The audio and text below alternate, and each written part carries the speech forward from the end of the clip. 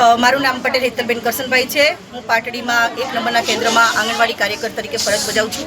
અગાઉ પણ અમે ઘણીવાર લેખિતમાં મૌખિક દરેક રીતે સરકારશ્રી સુધી અમારી તમામ માંગણીઓ પૂરી કરવા માટે આવેદનપત્રો પણ ઘણીવાર આપ્યા છે, ઘણીવાર ધરણા પણ કર્યા છે, પરંતુ આજ દિન સુધી સરકાર મને એવું લાગે છે કે એમને અમારી જરૂર જ નથી।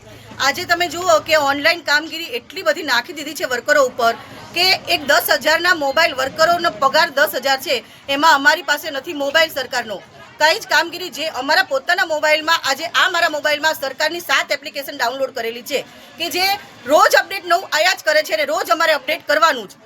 સરકાર ઉપરથી એટલું પ્રેશર આપે છે વર્કરોને કે માનસિક બહેનો એટલી ત્રાસી ગઈ છે કે આજે તો અમે એકલી પાટડીની વર્કરો તાલુકાની ભેગી થઈ છે।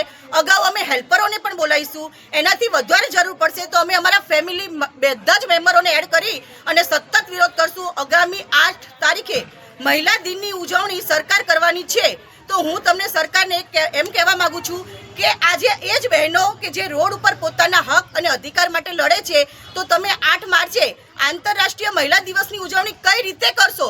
આજે તમે બહેનને પોતાના હક અને અધિકાર માટે વંચિત રાખી રહ્યા છો। આજે હાથી જેવું કામ છે આંગણવાડીનું અને કીડી જેટલો પગાર આપે છે, તદ્દન એકદમ નાનું એવું વેતનમાં એટલી કામગીરી 35 થી 40 જાતની અમારે ઓનલાઈન અને ઓફલાઈન કામગીરી કરવાની હોય છે। અત્યારે અમે લોકો જે ભેગા થયા છીએ આજે અમે ઓફલાઈન કામગીરી ચાલુ રાખી છે, ઓનલાઈન કામગીરી અમે સદંતર બંધ કરીએ છીએ। અગાઉ જરૂર પડશે તો અમે ઓનલાઈન ઓફલાઈન તમામ કામગીરી બંધ કરવાના છીએ।